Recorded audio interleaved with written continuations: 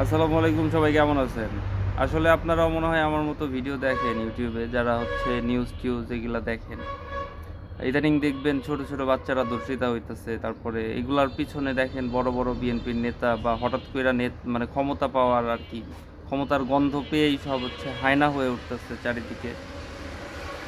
So আমার মনে হয় বাংলাদেশে যদি আহাম্মক থাকে কেউ, তাহলে তারা হচ্ছে বিএনপি, যারা ক্ষমতায় আসার আগেই এগুলা করতেছে। আমি কোনো দল করি না, না তো কোনো দলের সমর্থন আগে করতাম না, এখন করি।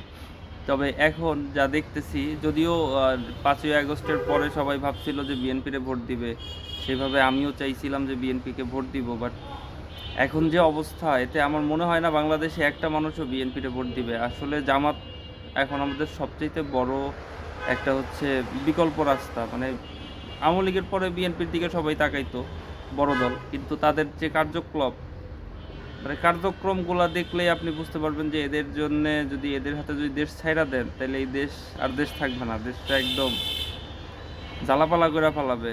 সো আমার মনে হয় যে সবাই জামাতরে ভোট দেওয়া উচিত। আমি এটা আমার পার্সোনাল মতামত দিলাম, আপনারা আপনাদের চারিপাশে দেইখা শুইনা তারপরে আপনারা ডিসিশন নেবেন। ঠিক আছে, ভোটের তো অনেক দেরি আছে, কিন্তু আমার